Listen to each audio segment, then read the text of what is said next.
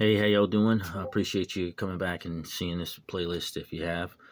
Uh, I'm trying to make something out of it, but like I said, it's rough because it really is just a maelstrom of raw emotions that I'm dealing with and sorting through all these memories. It's rough for me. I do want to make a point in saying that, yeah, technically I am the victim of abuse. I was victimized, cool.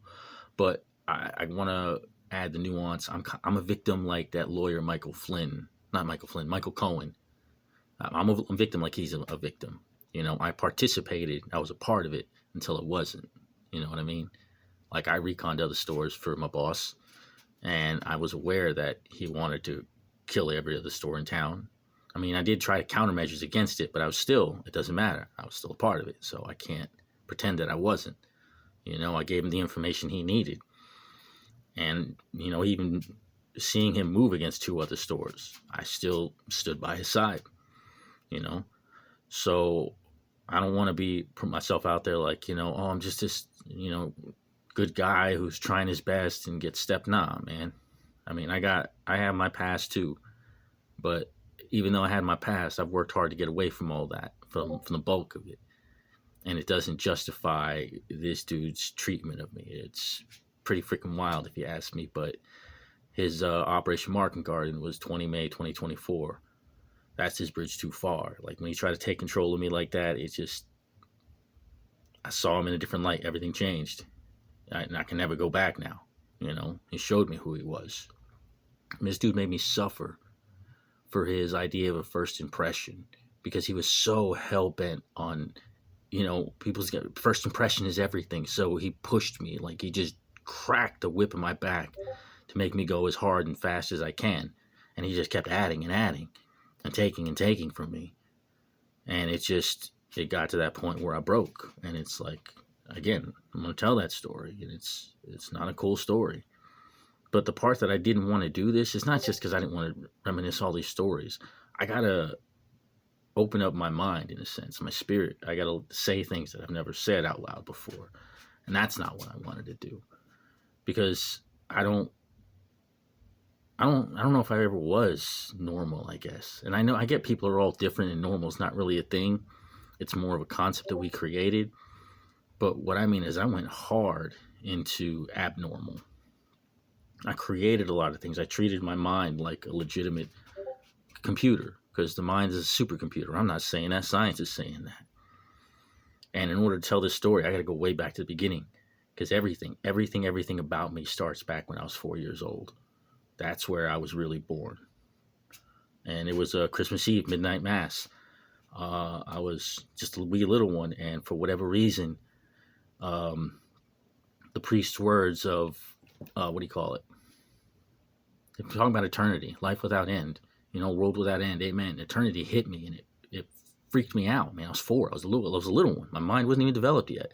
But the concept hit me. It's like, if there is no end, there could be no middle. If there's no middle, it's only the beginning. So it's like everything from now on is even after death, just a perpetual beginning. Billions and billions of eons from now to the 100th power, to the billionth power, still a beginning. What do you do with that kind of time? Freaked me the frick out. So I ran inside my head. I didn't know where else to go. No one wanted to talk about it to me. And in that process, I started creating different things. And two of the main ones that I created were my suits and bubbles. These are things that I talk about, suits and bubbles. I feel more confident about. Other programs, not so much. But again, I haven't really talked about this out loud. I wrote about it, but 32 people bought my book, so nobody really knows. But my suits are basically different versions of me. And Johanson was a version of me. And I create them and I put them in bubbles. Bubbles are like the holodeck in the Star Trek universe. So I have all these little bubbles in my mind, all these little versions, different versions of myself in my mind. And I create them and collect them different ways. Like if you've ever had a conversation with me, like if you've ever had any contact with me and we sat down and talked, even if we were in the same room and I was just looking over at you, I was studying you, observing you. I was looking for what was going on inside your spirit. What do you have that I have? Let's see how they compare. What do you have that I don't have? Let me see if I can copy. And I essentially assimilate every human being I encounter. So I'm an amalgamation of every human being I've ever encountered as well. And in doing so, I can take these different versions of me, put them into bubbles, and then play out different scenarios. And it's a method that I learn. It's how I learn to speed up my learning. I'm going to skip on from there just because I don't want to jump into that too much, but that's a basis of understanding for that. There's also other different programs that I have that I'll get into, because going into Suits and Bubbles, I needed to learn how to create them. So I had a program called the Cloak of Odysseus, and that is generally, it's a tailor program. It's how I take different pieces of the human mind and spirit and put them together, and then create a character, a version of me that can exist within certain parameters. And once you compile so many together, it's kind of like predator vision. If I have any kind of problem, I just click, click, click, and see which alchemical makeup of mental and emotional properties can see the answer. Because that's what it takes sometimes. It's just shifting your mindset. And like I said, this stuff isn't going to make sense right now, but as I go into the story, you'll understand, because these are the reasons why some of the hits I took were so devastating. Like mainly my funds program. My funds program is my fanatical, unrelenting, neurotic zealot program. It's a program that I created in my head that allows me to hyper focus in on something, to be passionate about it. I'm injecting these things into what I'm doing, so it makes me better at them. They're like buffs. But again, it's like all the shit that goes on in the mind. And I did some of that with Creed too. Because normally the funds program, I'd run it 2 weeks at a time. For Creed, I ran it for 2 years. Because like I said, that was the stress that I was under. I was building. I had to keep going. It was just, all I had was the pressure of go, keep going, keep pushing. When I tried to quit, he's like, no, just go a little further. Just a couple more days. All we got to do is not stop. Just keep moving forward. And I did, until I broke. And he left me. Oh, no, he broke me. He broke me. Then he left me. Make that clear. But anyways, I feel like that's one of the things this is for too.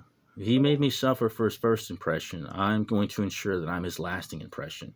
When anyone ever thinks of him, his studio, or anything, they're going to think of Creed Johanson.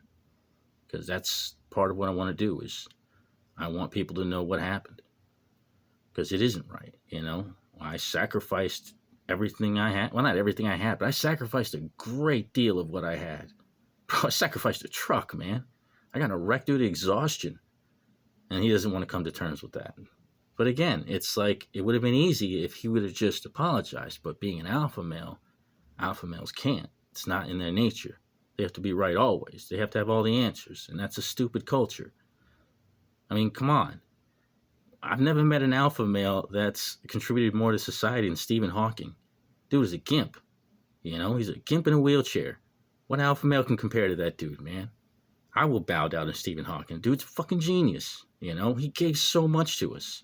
But like, to me, that's showing that alpha male culture is a fallacy, man. It's just this broke way of thinking for small-minded people to empower themselves in a negative way, not in a healthy way. But I don't know. Like I said, I hope in some way I can offer myself up as a sacrifice to help get us past this mentality. We need better. We got to build better males, because the alpha male is just a douchebag. Anyways, like I said, I'm not a good storyteller. It's going to be hard getting into this story because it hurts to get into. It's like running through a razor wire field. But I'm slowly getting there. Next video, too, I should be starting into it. But this is what I got right now. I apologize for not being better. I'll keep trying harder. Thank you and have a great day.